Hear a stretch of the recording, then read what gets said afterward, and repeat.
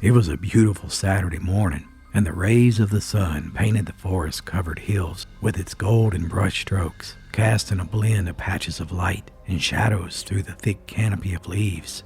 Among these trees stood a cluster of weathered, twisted small white oaks growing near the entrance of a long-abandoned coal mine. Yet, it wasn't the beauty of the morning that attracted a crowd of nearly 200 souls to this isolated neck of the woods. And given the fact that most of the men, women, and children were hastily dressed, it was clear that they had abandoned their daily chores and hurried to this forsaken place to see for themselves the shocking news that was spreading like wildfire among the local wagon tongues. Latecomers were still joining the scene, pressing forward onto the crowd, and among the onlookers, an ever-increasing murmur of anger grew louder and louder, like the sound of a swarm of locusts. They had all gathered around a singular tree, nestled among the stunted oaks, and there it was, towering above the heads of a sea of mountain folks, a lifeless figure gently swung in the breeze. It was the body of a young boy, suspended by a short wire cord, of which one end was cruelly wound around his neck, and the other end was firmly tied to a tree limb. Among the hushed whispers, exclamations of horror, intertwined with expressions of heartfelt pity, a small child's voice rang out.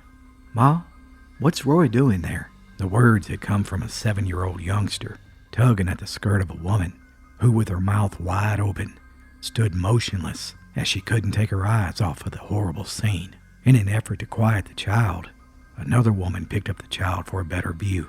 The child kept asking, Mom, why is..." Suddenly, he had a clear view, and in that moment, his question died right on his lips as his eyes widened.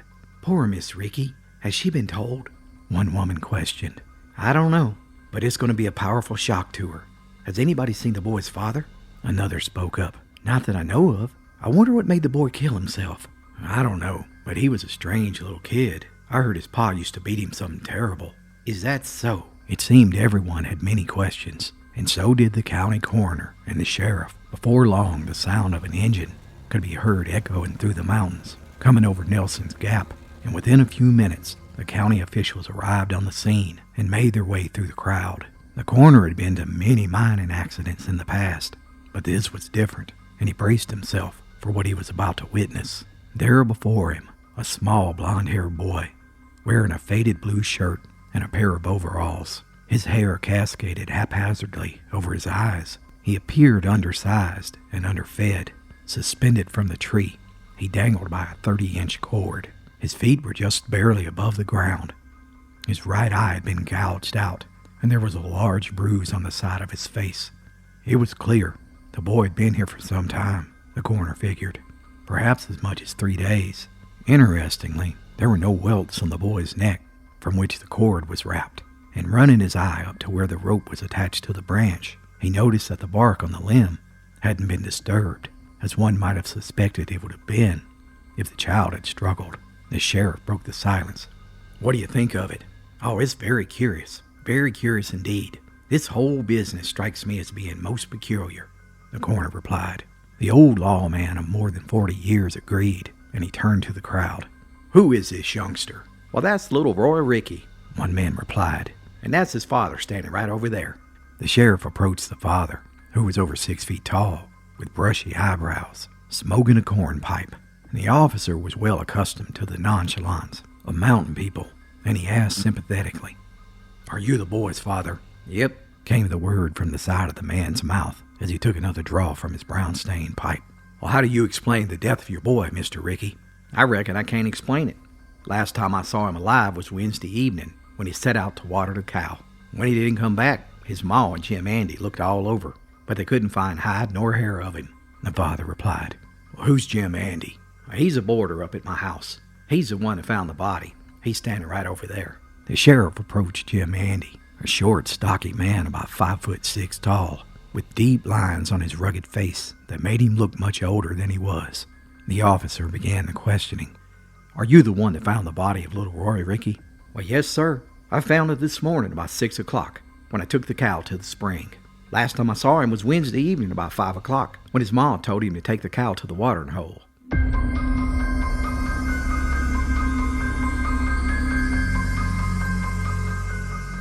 The county officials set out down a narrow trail that led to the Ricky homestead, pushing their way through a gate which only hung by one hinge to a post of a dilapidated picket fence. They made their way into the cabin. The sheriff entered the door without knocking, where he found 3 women in the main room. They had just finished informing the mother of the tragic news of young Roy. As the men awaited for the appearance of the mother, they surveyed the dwelling, making note of everything in the room. A quilt that appeared to be soiled was laying in the corner of the room and caught the sheriff's eye. But in that moment, a little woman with black, sparkling eyes, so arresting that they were unforgettable, entered the room. Her shining black hair bobbed like a schoolgirl's, and her face was wearing quite a bit of rouge that was stained and streaked by her tears. The sheriff's first impression was that this lady clearly never skipped the effort it took to look her best. Wasted no time, the men began the questioning. "Miss Ricky, what do you suppose caused your boy's death?" "Well, he was an odd child. He took things different than other kids, and he was terribly afraid of his pa. His pa would always whip him, something awful, when he messed up. And he had just stole a watermelon the other day, and he was so terrified that his pa was going to find out. He was just a wreck, I tell you. Last time I saw him was that afternoon when he took the cow to the spring, and I guess he took his own life." And with that, the men left the cabin. Yet something wasn't right about all this. The lawmen believed the youngster was dead before he was strung up. After all, surely he would have struggled, and he would have marks on his neck, and that bark on the tree would have been disturbed. And what about those wounds on his eye and his face? A few interviews with neighbors confirmed time and time again that the boy's father did have a history of ruthlessly beating him.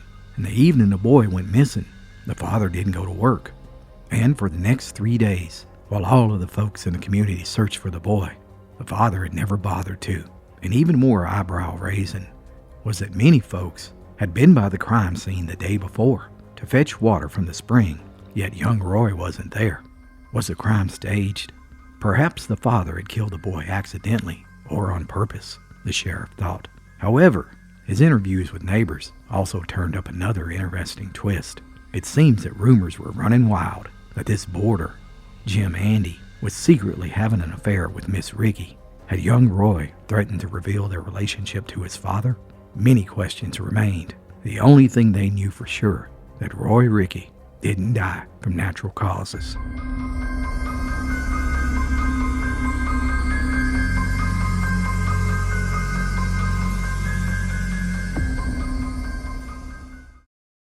So began the mystery of who killed Roy Ricky.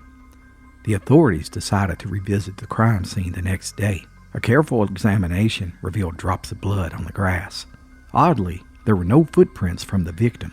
Instead, there were a set of heavy footprints that led from the tree to the entrance of the abandoned mine. Once inside the mine, more bloodstains were found. The sheriff was convinced that the boy's parents knew more than they were letting on. And suddenly, the thought of that stained quilt he saw the day before came back to his mind, and he wanted to get a closer look at it. So he decided to pay another visit to the house. Upon arriving, the boy's father was away, working the night shift at the local brickyard, and the boarder Jim Andy, he was nowhere to be found, and the sheriff found the mother home alone, sitting in front of the fireplace. It was obvious that the cabin had been cleaned, and the quilt was nowhere in sight. The lawman decided to use a bit of deceit in his questioning to try to get some sort of information out of her, and he began. "Miss Ricky, where's that quilt that was in the corner from last night? I saw bloodstains on it." "Why, I don't know what you're talking about," the woman replied. The sheriff studied the dark-eyed woman, and he leaned over. "Miss Ricky, you and Jim Andy like each other pretty well, don't you?" "Well, yes, I guess we do. There's nothing wrong with that, is there?" The lawman moved closer. "Did young Roy catch you two together? The boy must have been in the way a lot when you and Jim Andy wanted to be alone." wasn't he?" The mountain woman replied with dead silence. "You're lying, Miss Ricky. I know you're lying. And you know your boy didn't kill himself. You were having an affair, and you were afraid he was going to tell. And you took care of him, didn't you?" The mother drew back aghast, stunned by the words. Her lips began to tremble as she tried to speak, and finally she said, almost in a whisper, "That's not true. I love that boy as if he was my own child." "Your own child? You mean you're not his mother?" "I'm his stepmother. His real mother ran off years ago, and I've raised him as my own blood." While this was an interesting revelation, officials were still puzzled as to what really happened. They obtained a warrant to arrest the boy's stepmother, the father, and the boarder Jim Andy on a suspicion of murder, hoping to get one of them to crack and provide some sort of clues. And once they were in custody, detectives began comparing the sizes of their shoes to the set of footprints they found at the crime scene. Strangely, when they compared Mr. Ricky's, they didn't come close to matching. His feet were much too large. Yet, when compared to the boarder Jim Andy's, they were a perfect match. This seemed to indicate that regardless of who committed the crime, Jim Andy must have known about it, and he must have been the one who tied the boy up. When Jim was accused of those facts, he simply replied, "Of course those tracks are mine. I'm the one who found little Roy, and I looked around for any clues." The next day, Sheriff Henderson returned to the cabin for a third time. Now that it was empty, he could make a thorough search and possibly find that quilt. Believing that he was alone, he began searching the backyard of the house for any clues. Yet, the entire time, he couldn't shake the feeling that he was being watched. In the yard, he found a pile of leaves that hid some bloody clothes, and in Jim Andy's sleeping quarters, he found what looked to be more bloodstains. In the cabin, he saw an old suitcase in the corner that was held closed with the same type of cord that had been used in the boy's murder. This was the evidence he needed. It was clear that one of these people, perhaps even all three, had committed this terrible crime. As the sheriff turned to leave, he heard a noise behind him, and he turned around, and there stood a curly blonde-haired girl with ocean blue eyes, looking at him. "Well, good morning, little girl. You scared me a little bit. How are you? What's your name?" "I'm Agnes," she replied. "Well, that sure is a pretty name, but what's your other name?" "I'm Agnes Ricky." The girl's answer baffled the officer. He had no clue there was another child. There was no evidence in the cabin at all that a young girl lived there. Finally, he spoke. "Do you live here?" "My stepmother makes me live over there," she responded, pointing to an old house in the distance that was hidden in the trees. "I see, Agnes. Let me ask you something. Have you ever seen your stepma and Jim Andy together?" "Of course. They go out at night all the time while my pa's at work, and they don't come back until I'm asleep. But I've seen her leave the house with many men. Sometimes the men will give me money to stay at the other house so they can be alone with her." "What about Jim Andy? Have you ever seen him hurt your brother Roy?" The young girl paused for a moment. "Roy was a good boy. He was always a good boy. And yes, I saw him slap Roy and pull his hair many times." The sheriff had heard enough. He took the girl back to town with him, where she was placed in a foster home. By now, the news of Roy Ricky's death had made headlines in newspapers all across America. As all three suspects were being held in jail, mountain folk in the community were demanding that all three be lynched. The county officials begged them, let the justice system handle the case. And for a solid month, detectives worked night and day, questioning each suspect, hoping one of them would crack, as rage across America grew as the trial neared. Mr. Ricky, the boy's father, seemed to not even be concerned with the charges, and he maintained that he knew nothing about it at all. Jim Andy repeated his statements. The last day he saw the boy was 3 days before his body was found, and he just happened to find him while he was taking a cow to the spring. The stepmother also insisted that she knew nothing about it, and that she loved little Roy like he was her own child. Yet, at the same time, there seemed to be a defiant look in her eyes, almost as if she was gloating, knowing that the law had no direct evidence against her. Finally, the moment arrived. Thousands had flocked from nearby states to witness the trial that was set to begin the next morning. Hundreds of folks camped outside the courthouse, hoping to secure one of the public seats Yet, inside the courthouse, detectives and prosecutors were deeply concerned. All they had was circumstantial evidence and no direct proof of who actually committed this crime. They had made the decision to charge all three with first-degree murder and hoped that the jury would find at least one of them guilty. As the midnight hour approached, they made one last desperate attempt to get a confession. Because of the defiant behavior of the stepmother and the stoic character of the father, the detectives knew they wouldn't falter under intense questioning, and they decided to pour all their efforts into intimidating the boarder, Jim Andy. As the stern questioning began and threats of the death penalty became more intense, Jim Andy appeared to squirm in his chair. It was clear that the suspect was becoming more and more nervous. Noticing this, the sheriff decided to switch tactics. He sat down right next to the prisoner, leaned directly into his face and calmly spoke. "You know what? We know little Roy Ricky was murdered, and we can prove it. We know the cord used to string him up was the same cord that's in your suitcase. We also have neighbors that are going to testify against you that little Roy did return home that night after taking the cow to the pasture, and they heard his screams when he came home. You've already admitted that you were in that cabin that night, and you know what happened to Roy when he got home. I see it in your eyes. Better tell us now and save your ass, don't you think?" Now the truth is, the sheriff was bluffing about the neighbors seeing the boy return home and hearing screams. But the gamble seemed to have a visible effect on Jim Andy.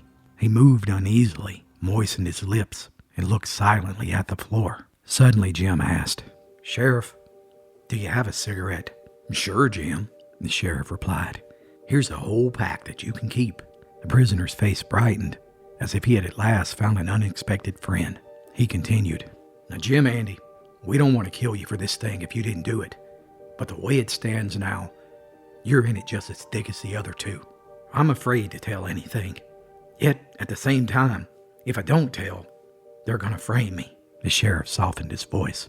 "Tell the truth, son, and you'll be all right if you ain't mixed up in this awful crime." Jim Andy put his hands to his face and brokenly sobbed. "I'm afraid to tell you. I can't tell it. I'm afraid of that woman. Trust me, son.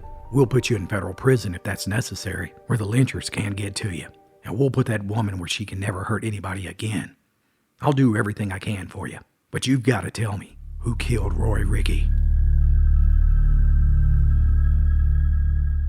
Several seconds of silence ticked by, and then Jim Andy spoke. "It was Miss Ricky.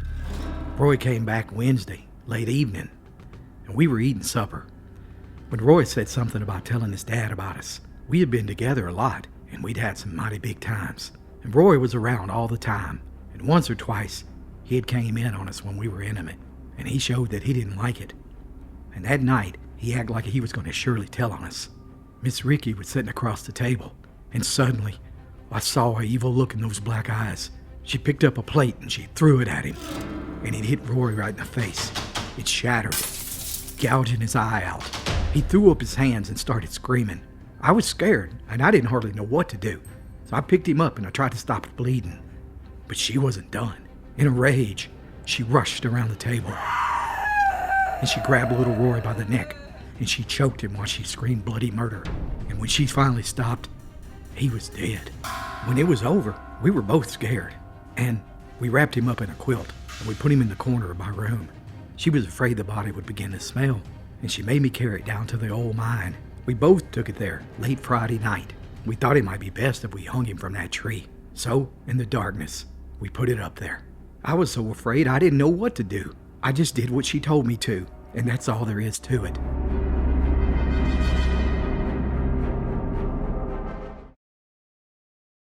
The trial began the next day, and prosecutors were sure they had solved the mystery of what happened that night Roy disappeared. Yet, in a stunning turn of events, Jim Andy's lawyers concocted a plea deal where they would plead guilty and accept a life sentence, thereby avoiding the death penalty. The judge agreed, and later, when Jim Andy took the stand to testify against Miss Ricky, he suddenly denied his entire confession, stating that the prosecution had simply made it up. The dark-eyed woman had also hired two of the most prominent lawyers in Kentucky in her defense. The battle lines were drawn, and for 5 full days, the prosecution and the defense fought a legal battle such as seldom been seen in Appalachia.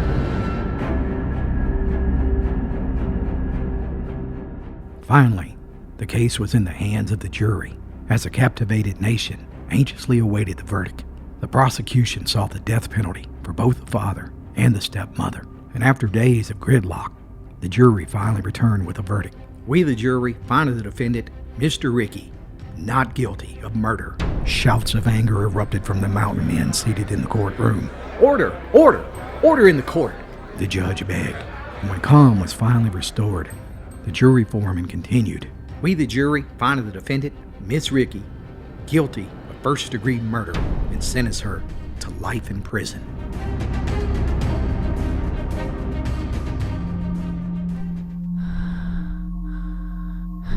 As defiant as Miss Ricky was when she was taken to prison, staring at the walls of her 6x8 prison cell, locked away in isolation, took a toll on her.